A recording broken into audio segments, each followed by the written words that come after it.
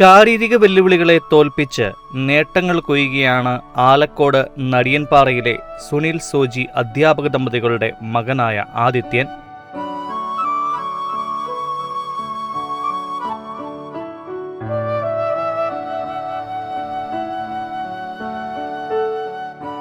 നട്ടെല്ലിനെ ബാധിക്കുന്ന മെനിങ്കോമൈലോസിൻ രോഗവുമായി പിറന്ന ആദിത്യൻ എന്ന 15 വയസ്സുകാരൻ പ്രസംഗ മത്സരത്തിൽ നിരവധി സമ്മാനങ്ങളാണ് ഇതിനോടകം നേടിയത്.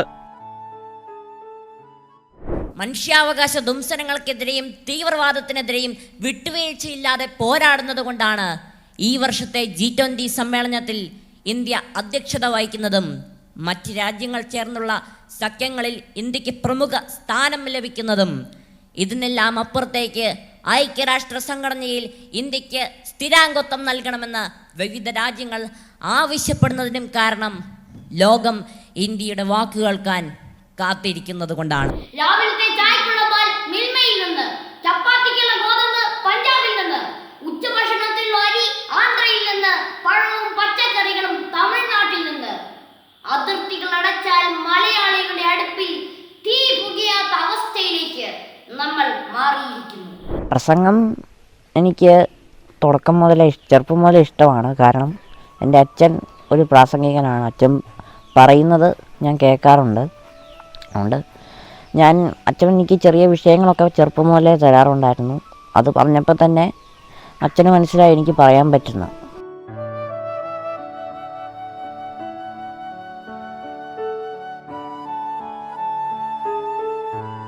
മെനിഞ്ചോമൈലോസിൽ എന്ന് പറഞ്ഞു കഴിഞ്ഞാൽ സ്പൈനൽ കോഡിന് താഴെ ആ നടുഭാഗത്ത് ഒരു കട്ട് വന്ന് ഈ അരയ്ക്ക് താഴെയുള്ള ഞരമ്പുകളെല്ലാം പുറത്തോട്ട് വന്ന് ഒരു മുഴയായിട്ട് പുറത്തോട്ട് നിൽക്കുകയാണ് ചെയ്യുന്നത്. അപ്പോൾ അതിൽ താഴോട്ടുള്ള ഞരമ്പുകളെല്ലാം അതിനുള്ളിൽ കൂടെ സ്പൈനൽ കോഡിന് കട്ട് വന്ന് പുറത്തോട്ട് വരികയാണ് ചെയ്യുന്നത്. അപ്പോൾ ഇവനുണ്ടായപ്പോൾ 7-ാം മാസത്തിന് ഡോക്ടർമാർ നമ്മുടെ അടുത്ത് പറഞ്ഞിരുന്നു ഇവനിങ്ങനെ ആയിരിക്കുമെന്ന്. ഉണ്ടായ പാടെ സർജറി വേണമെന്ന് പറഞ്ഞു. അപ്പോൾ അങ്ങനെ കണ്ണൂർ സ്പെഷ്യാലിറ്റി ഹോസ്പിറ്റലിൽ ഡോക്ടർ ജോജോ ആയിരുന്നു ഇത് ചെയ്തിരുന്നത്. അപ്പോൾ അതിൻ്റെയുള്ള സംവിധാനങ്ങൾക്ക് വേണ്ടി തളിപ്പറമ്പിൽ നിന്ന് കണ്ണൂർ സ്പെഷ്യാലിറ്റി ഹോസ്പിറ്റലിലോട്ട് അഡ്മിറ്റായി. അപ്പോൾ ഉണ്ടായ ഉടനെ സ്കിന്നിന് കുഴപ്പമൊന്നുമില്ലായിരുന്നത് കൊണ്ട് അപ്പോൾ സ്പോട്ടിൽ സർജറി വേണ്ട, 1 മാസം കഴിഞ്ഞിട്ട് സർജറി മതിയെന്ന് പറഞ്ഞു. അപ്പോൾ അങ്ങനെ 1 മാസം കഴിഞ്ഞ് ഞങ്ങൾ കണ്ണൂർ കോഴിക്കോട് മിംസിൽ കൊണ്ടുപോയി ഇവനെ സർജറി ചെയ്തു. അപ്പം സർജറിയിൽ ഡോക്ടേഴ്സ് ചെയ്തത് ഈ പുറത്ത് കിടന്ന നേർവ്സ് എല്ലാം കൂടി ജസ്റ്റ് എടുത്ത് ഉള്ളിലോട്ടിട്ടു എന്ന് മാത്രമേ അവർക്ക് ചെയ്യാൻ പറ്റത്തുള്ളായിരുന്നു. അപ്പോൾ അതൊരു 99% ഗ്യാരണ്ടി ഇല്ലാതെയാണ് അവർ ചെയ്തത്. 1% ഉറപ്പിലാണ് അവർ ആ സർജറി ചെയ്തത്. അവർ പറഞ്ഞിരുന്നു നമുക്ക് വേറൊന്നും ചെയ്യാൻ പറ്റത്തില്ല എന്ന്. അപ്പോൾ ഇവനുണ്ടായ സമയത്ത് ഇവൻ്റെ വലത് കാലിന് ഒരു കുഴപ്പമില്ലായിരുന്നു, ഇടത് കാല് അനങ്ങത്തില്ലായിരുന്നു. അപ്പം സർജറി കഴിഞ്ഞപ്പോൾ 2 കാലും ഒരേപോലെയായി, 2 കാലിലും അനക്കമില്ലാതായി. പക്ഷേ ബാക്കിലെ ആ ഒരു മുഴ മാറിക്കിട്ടി. അപ്പോൾ ഉണ്ടായ സമയത്ത് ഇവനെ നേരെ കിടത്താൻ പറ്റത്തില്ലായിരുന്നു. 1 മാസത്തോളം 2 സൈഡിലോട്ടും തല ചെരിച്ച് വെച്ച് ബോഡി ഫുൾ ചെരിച്ച് വെച്ചിട്ടായിരുന്നു അവനെ കിടത്തിക്കൊണ്ടിരുന്നത്. പിന്നെ അതുപോലെ കുളിപ്പിക്കുന്ന സമയത്തും ഒക്കെ ഒത്തിരി ബുദ്ധിമുട്ടിയിരുന്നു. കാരണം ഇത് പൊട്ടിപ്പോവാതെ നോക്കണമായിരുന്നു. പൊട്ടിപ്പോയി ഇൻഫെക്ഷനായി അത് അഫക്റ്റ് ചെയ്യുമായിരുന്നു. അപ്പോൾ അതുകൊണ്ട് ഇൻഫെക്ഷൻ ആവാതെ അത്രമാത്രം കെയർ ചെയ്തിട്ടാണ് ഇവനെ ചെറുപ്പത്തിൽ 1 മാസത്തോളം അത്രയും കെയർ ചെയ്തിട്ടാണ് ഇവനെ കൊണ്ടുവരുന്നത്. അപ്പോൾ 1 മാസം കഴിഞ്ഞപ്പോൾ സർജറി ചെയ്തു. സർജറിക്ക് ശേഷം ജസ്റ്റ് വേറൊന്നും ചെയ്യാൻ പറ്റത്തില്ല, ഇവൻ്റെ ലൈഫ് പ്രൊട്ടക്റ്റ് ചെയ്യാൻ വേണ്ടിയിട്ടാണ് സർജറി ചെയ്തത്. അപ്പം അങ്ങനെ ചെയ്ത് കഴിയുമ്പോൾ ഡോക്ടേഴ്സ് ഒരു സംശയം പറഞ്ഞിരുന്നു, ചിലപ്പോൾ ഈ ഫ്ലൂയിഡ് തലയിലോട്ട് പോകാൻ സാധ്യതയുണ്ട്, അങ്ങനെയാകുമ്പോൾ തല വളരും. അപ്പോൾ അതുകൊണ്ട് കുറച്ച് കാലം അത് ശ്രദ്ധിക്കണമെന്ന് പറഞ്ഞു. അപ്പം നമ്മൾ എല്ലാ വീക്കെൻഡിലും നമ്മൾ ചെക്ക് ചെയ്യുന്നുണ്ടായിരുന്നു. ഇങ്ങനെ മുടിയിൽ ഇവിടെ നോക്കി തല ചോറിൽ വെള്ളം കെട്ടുന്നുണ്ടോ നോക്കുന്നുണ്ടായിരുന്നു. അത് കഴിഞ്ഞ് ഡോക്ടേഴ്സിനെ കാണിച്ച സമയത്ത് എന്തോ ഈശ്വരാനുഗ്രഹം കൊണ്ട് അവന് അങ്ങനെ വളർച്ച ഉണ്ടായില്ല. പിന്നെ അതുകൊണ്ട് അത് മാറി. പിന്നെ യൂറിനറി ഇൻഫെക്ഷൻ, ഇതിൻ്റെ ബ്ലാഡറിൻ്റെ തിക്നെസ്, അത് ഇതിൻ്റെ ആഫ്റ്റർ എഫക്റ്റ് ആയിട്ടുണ്ടാവുന്നതാണ്. ബ്ലാഡറിൻ്റെ തിക്നെസ് കൂടുതലാണ്, അതുകൊണ്ട് യൂറിൻ തനിയെ പുറത്ത് പോവില്ല, ഇവനത് പ്രസ് ചെയ്യാനാവത്തില്ല. അപ്പോൾ അതുകൊണ്ട് നമ്മൾ ട്യൂബിട്ട യൂറിൻ 2 മണിക്കൂർ ഗ്യാപ്പിൽ എടുത്ത് കളയുകയാണ് ചെയ്യുന്നത്.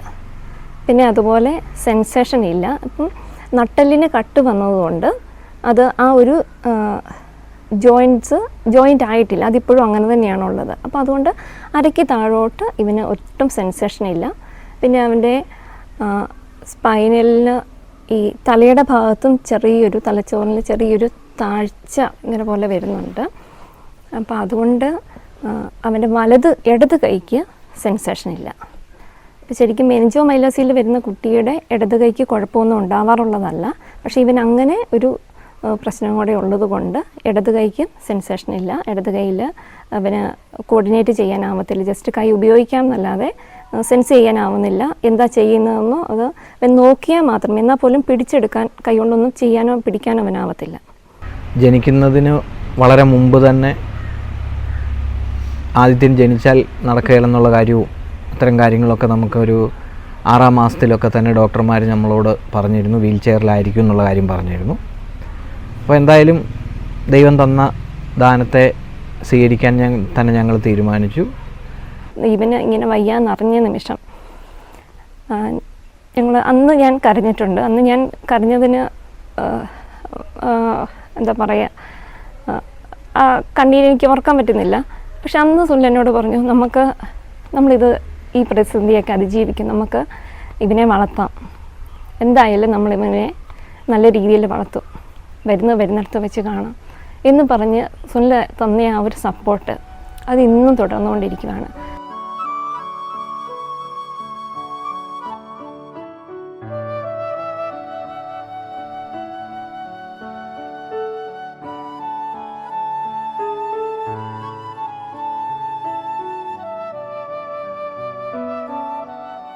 എനിക്ക് ചെറുപ്പത്തിൽ ചെറിയ വിഷമങ്ങളൊക്കെ ഉണ്ടായിരുന്നു. പക്ഷേ വലുതാവും തോറും അതൊക്കെ മാറി വന്നു. ബൈബിളും മറ്റു കാര്യങ്ങളുമൊക്കെ വായിച്ചപ്പോൾ എനിക്ക് മനസ്സിലായി, ദൈവം എന്നെ ഇങ്ങനെ സൃഷ്ടിച്ചിട്ടുണ്ടെങ്കിൽ അതിന് ഒരു കാരണമുണ്ടാവും. കാരണം നമ്മൾ ഓരോരുത്തരും എന്തൊക്കെ ചെയ്യണം എന്നത് ദൈവത്തിന് നന്നായി അറിയാം. അതുകൊണ്ടായിരിക്കും എന്നെ ഇങ്ങനെ സൃഷ്ടിച്ചിട്ടുണ്ടാവാം. മാത്രവുമല്ല, എനിക്ക് നടക്കാൻ പറ്റില്ല എന്ന് വിചാരിച്ച് എനിക്കതിൽ യാതൊരു വിഷമവുമില്ല. കാരണം അതിനെ കവിച്ച് വെക്കാൻ പറ്റുന്ന അനവധി കഴിവുകൾ ദൈവം എനിക്ക് തന്നിട്ടുണ്ട്. അതിനെ വിനിയോഗിക്കുന്നുമുണ്ട് ഞാൻ. അതുകൊണ്ട് എനിക്കിതിൽ യാതൊരു വിഷമവും തന്നെയില്ല. എന്നെ ഈ ലോകത്ത് ഏറ്റവും നന്നായി നോക്കുന്നത് എൻ്റെ അമ്മയും അച്ഛനും തന്നെയാണ്. അവരുടെ ജീവിതം എനിക്ക് വേണ്ടി അവർ ഒഴിഞ്ഞു വെച്ചതാണ്. അതുകൊണ്ട് തന്നെ ഈ മത്സരങ്ങൾക്ക് ഞാൻ പോകുന്നതും മത്സരിക്കുന്നതും ഞാൻ ചെയ്യുന്നത് 100% മുഴുവനും അവരെ സന്തോഷിപ്പിക്കാൻ വേണ്ടി മാത്രമാണ്. എനിക്ക് അവർ പ്രത്യേകിച്ച് സപ്പോർട്ടാണെന്നൊന്നും എനിക്ക് പറയേണ്ട ആവശ്യമില്ല. അവരെന്ത് പറയുന്നു അതെല്ലാം ഞാൻ ചെയ്യാറുണ്ട്. എനിക്ക് ആഗ്രഹമുള്ള കാര്യങ്ങൾ ഞാൻ പറയുന്നതിന് മുമ്പ് തന്നെ അവർക്ക് മനസ്സിലാവാറുണ്ട്. അതുകൊണ്ട് ഞാനതൊന്നും പറയാറുമില്ല.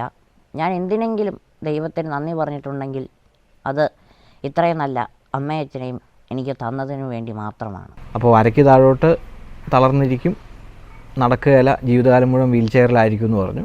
അതുകൊണ്ട് തന്നെ ജനിച്ച് വളരെ പെട്ടെന്ന് തന്നെ ഇവൻ്റെ മുഖവും ഒക്കെ കണ്ടപ്പോൾ തന്നെ നമുക്ക് മനസ്സിലായി ഇവൻ എന്തെങ്കിലുമൊക്കെ അസാധാരണമായ കഴിവുകൾ തീർച്ചയായിട്ടും ഉണ്ടാവുമെന്ന് മനസ്സിലാക്കി. സാധാരണ കുട്ടികൾ സംസാരിക്കുന്നതിനേക്കാളും വളരെ മുമ്പ് തന്നെ ഇവൻ നല്ല വ്യക്തമായും സ്ഫുടമായും സംസാരിക്കുന്നത് കണ്ടപ്പോൾ ഞങ്ങൾക്ക് മനസ്സിലായി ഇവൻ്റെ കഴിവ് മിക്കവാറും ഭാഷയിലാകാനുള്ള സാധ്യതയുണ്ട് എന്ന് തിരിച്ചറിഞ്ഞിട്ട് ആ ഭാഷയെ ഡെവലപ്പ് ചെയ്യാൻ വേണ്ടിയിട്ടുള്ള നല്ല ബോധപൂർവമായിട്ടുള്ള ശ്രമങ്ങൾ നടത്തി. നന്നായിട്ട് ഇവനെ കൊണ്ട് തന്നെ പരമാവധി സംസാരിക്കുക, പിന്നെ കുട്ടികളോട് സംസാരിക്കുന്ന ആ കൊഞ്ചിക്കുന്ന ഒരു ഭാഷയിലല്ലാതെ കുറച്ചും കൂടെ നല്ല രീതിയിൽ തന്നെ സീരിയസ്ലി സംസാരിച്ചു തുടങ്ങി. അതുകൊണ്ട് അതൊക്കെ അവൻ്റെ ഒരു മലയാള ഭാഷ ഡെവലപ്പ് ചെയ്യാനുള്ള കാരണങ്ങളായി തീർന്നു. വർദ്ധിച്ചു വരുന്ന സാമ്പത്തിക അസമത്വങ്ങളും വ്യാപകമായ അഴിമതിയും ആരോഗ്യ വിദ്യാഭ്യാസ രംഗത്തെ പിന്നോക്കാവസ്ഥയും ഭാരതത്തിന് ഇന്നും കീറാമുട്ടിയായ കാശ്മീർ പ്രശ്നവും ഇടയ്ക്കിടയ്ക്ക് തലപൊക്കുന്ന വർഗീയ കലാപങ്ങളും ഇപ്പോഴും തുടച്ചു നീക്കാനാകാത്ത അന്ധവിശ്വാസങ്ങളും അനാചാരങ്ങളും മാറുന്ന ലോകത്ത് മാറ്റത്തിൻ്റെ പ്രേരക ശക്തിയായി മാറുന്ന ഇന്ത്യ നേരിടുന്ന ഏറ്റവും വലിയ പ്രതിസന്ധികളാണ്. വളർച്ചയുടെ ആദ്യ ഭാഗം മുഴുവൻ ഞങ്ങൾ ഫിസിയോതെറാപ്പി സെൻ്ററുകളിലായിരുന്നു. അങ്ങനെ 4 വർഷം ഫിസിയോതെറാപ്പിക്ക് വേണ്ടി ഞങ്ങൾ മാറി നിൽക്കുമായിരുന്നു. അപ്പോൾ ആ സമയത്ത് വേറൊന്നും ചെയ്യാനില്ല, ഈ ഫിസിയോതെറാപ്പി തന്നെ മുഴുവൻ സമയം ചെയ്യുന്നതിൻ്റെ ഇടയ്ക്ക് പിന്നെ നല്ല കഥകൾ പറഞ്ഞു കൊടുക്കുകയും പുസ്തകം വായിച്ചു കൊടുക്കുകയും പിന്നെ ചിത്രം വരയ്ക്കാൻ വേണ്ടി പുസ്തകങ്ങൾ വാങ്ങി ഇവനെ കൊണ്ട് തന്നെ പടം വരപ്പിച്ച് ഇവനെ കൊണ്ട് തന്നെ കളർ ചെയ്യിപ്പിച്ചിരുന്നു. പിന്നെ ചെറിയ ചെറിയ പ്രകൃതിയിലെ കാര്യങ്ങളെക്കുറിച്ചും നമുക്ക് തൊട്ടറിയാൻ പറ്റുന്ന അവസരങ്ങളൊക്കെ ഉണ്ടായിരുന്നു. അപ്പോൾ ഇവനെ എടുത്തുകൊണ്ട് പുറത്തൂടെയൊക്കെ നടന്ന് കാഴ്ചകളൊക്കെ കാണിച്ചു കൊടുക്കുകയും പിന്നെ ഞങ്ങൾ ബസ്സിനായിരുന്നു ട്രീറ്റ്മെൻറ്റിന് പോയിക്കൊണ്ടിരുന്നത്. ആ സമയത്ത് പുറം ലോകം കാണാനും പരിചയപ്പെടാനും ഒക്കെ അവസരങ്ങളൊക്കെ കിട്ടി. അപ്പം അങ്ങനെ അവൻ എല്ലാവരുമായിട്ട് പെട്ടെന്ന് തന്നെ മിങ്കിൾ ചെയ്യുമായിരുന്നു. പിന്നെ മറ്റൊരു കാര്യം എന്ന് പറയുന്നത്, ഒരു അമ്മ എന്ന നിലയിലും ഒരു ഭാര്യ എന്ന നിലയിലും എനിക്കൊത്തിരി അഭിമാനമുള്ള ഒരു കാര്യം, ഇപ്പം ഇവനെപ്പോലെ ഒരു മോൻ ഉണ്ടായ സമയത്ത് പലരും വയ്യാത്ത കുഞ്ഞിൻ്റെ അമ്മ എന്ന പേരിലായിരുന്നു എന്നോട് ചോദിച്ചിരുന്നത്. സുഖമില്ലാത്ത കുഞ്ഞിൻ്റെ അമ്മയല്ലേ. അപ്പോൾ ആ രീതിയിൽ ഒത്തിരി പ്രതിസന്ധികളും ഒത്തിരി വിഷമതകൾ, നമുക്കതൊന്നും ഞാൻ ഓർക്കാൻ ആഗ്രഹിക്കുന്ന ഒരു കാര്യമല്ല. എങ്കിൽ പോലും എന്നെപ്പോലെയുള്ള അമ്മമാർക്ക് വേണ്ടിയിട്ട് ഞാനിപ്പോൾ അത് പറയുന്നത്. ഒത്തിരി കഷ്ടപ്പാടുകൾ നമ്മൾ സഹിച്ചിട്ടുണ്ട് പല ഭാഗത്തു നിന്നും. അപ്പം അതിനെല്ലാം അതിജീവിക്കാനുള്ള ഒരു ശക്തി നമുക്ക് കിട്ടുന്നത് ഒന്ന് നമുക്ക് വേണ്ടി പ്രാർത്ഥിക്കുന്ന ഒത്തിരി പേരുണ്ടായിരുന്നു. ഒരു ദൈവാനുഗ്രഹം, ഒരു മാതാവിൻ്റെ ഒരു അനുഗ്രഹം എൻ്റെ ജീവിതത്തിൽ ഉടനീളം ഉണ്ടായിട്ടുണ്ട്.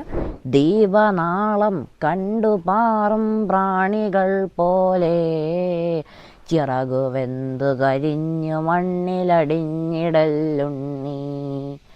ഇന്നിപ്പോൾ ഞാൻ അറിയപ്പെടുന്നത് വയ്യാത്ത കുഞ്ഞിൻ്റെ അമ്മയായിട്ടല്ല, ആദ്യത്തിൻ്റെ അമ്മയായിട്ടാണ്. അപ്പോൾ ആ രീതിയിൽ ഒരു മാറ്റം ദൈവം ഞങ്ങൾക്ക് തന്നു. അതോടൊപ്പം തന്നെ എനിക്ക് മെൻ്റൽ സപ്പോർട്ട്, മോറൽ സപ്പോർട്ടും പിന്നെ ഈ ഒരു അവസ്ഥയിൽ മുമ്പോട്ട് വരാനുള്ള എൻ്റെ ഒരു ശക്തി എന്ന് പറയുന്നത് സുനിലായിരുന്നു.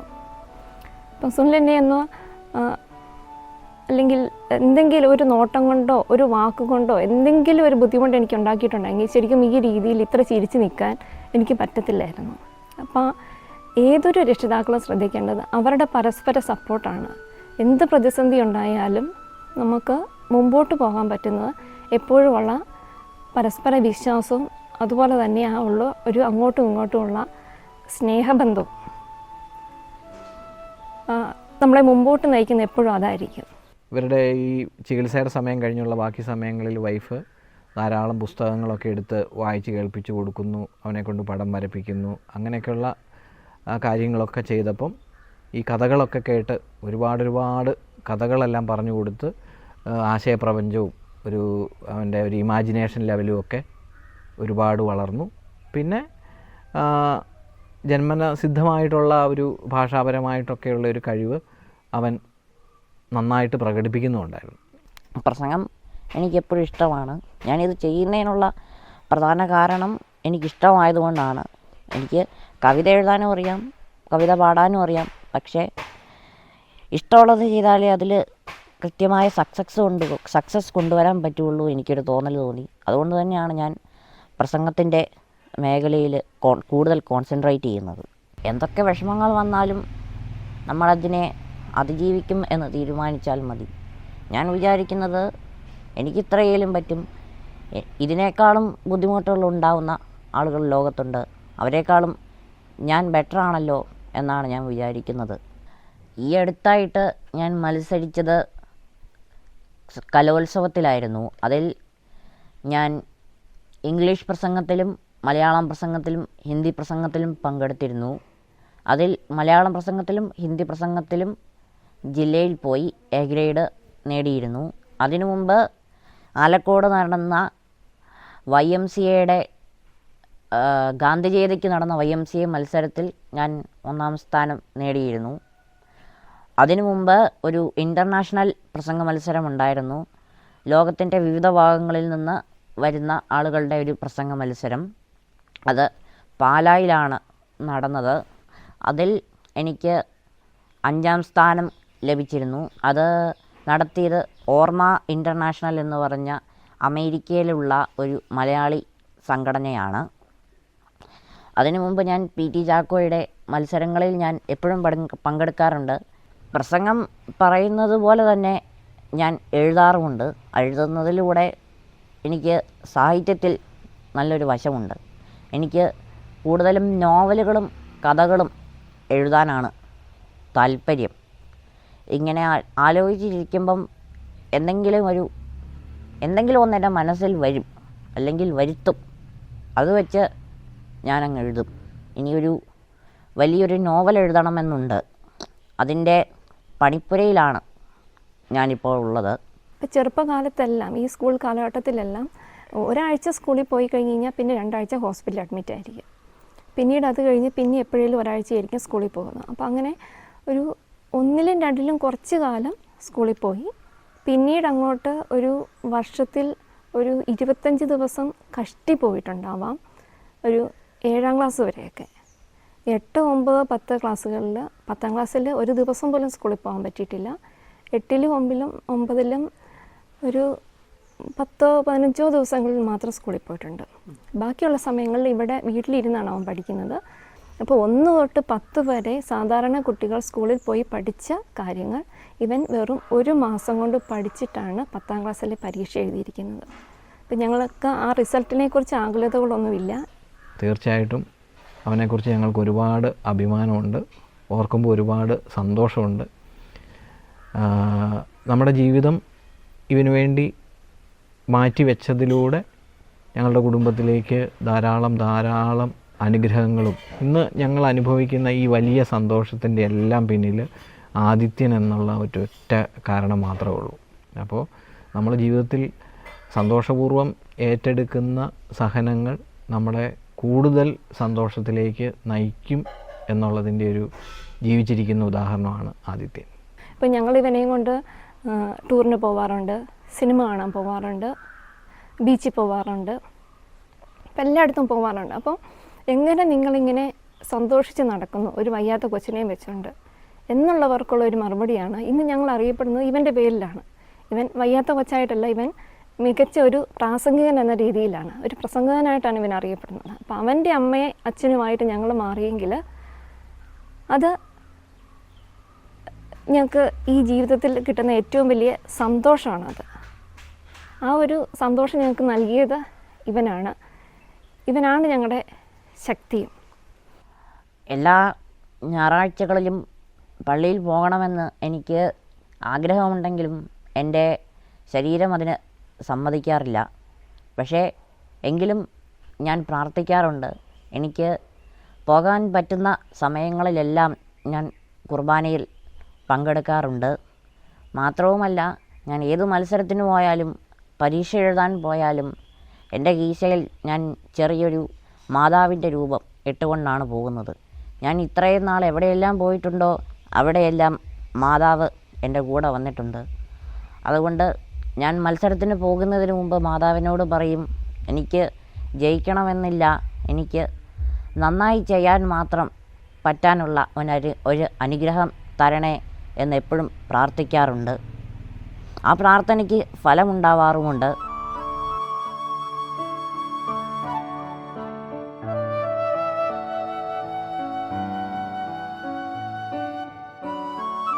പിന്നെ ചെറുപ്പത്തിൽ ഇവനെ ആവശ്യപ്പെട്ടിട്ടും അല്ലാതെ ഞങ്ങൾ ഒത്തിരി കളിപ്പാട്ടങ്ങൾ ഇവന് വാങ്ങിക്കൊടുക്കുമായിരുന്നു. കളിപ്പാട്ട കടയിൽ കയറി കഴിഞ്ഞ് ഇവൻ അവിടെ മുഴുവൻ നോക്കി വലിയ അപ്പം നമ്മൾ വിചാരിക്കുന്നു, അയ്യോ നമ്മുടെ ബഡ്ജറ്റിൽ ഒതുങ്ങുമോ എന്നൊക്കെ ഞങ്ങൾക്ക് ചെറിയ പേടിയൊക്കെ ഉണ്ടാവും. അപ്പം ഇതെല്ലാം കഴിഞ്ഞ് ഷോപ്പിലെല്ലാം കയറി ഇവൻ അവസാനം ചെറിയ പൈസയായിട്ട് ഒരു സാധനം എടുത്തിട്ട് എനിക്കിത് മതി എന്ന് പറയും.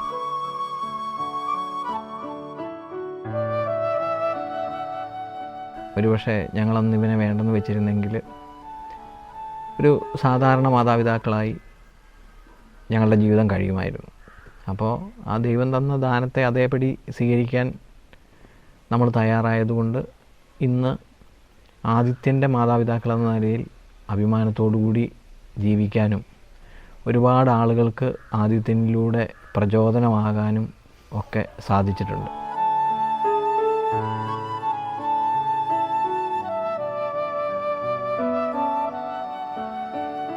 പ്രതിസന്ധികളാകുന്ന കാർമേഘങ്ങൾക്ക് മുകളിലും വാക്കുകളെ കിരണങ്ങളാക്കി പ്രകാശിക്കുകയാണ് ആദിത്യൻ. ആ പ്രകാശശോഭ നമുക്കും പ്രചോദനമാകും.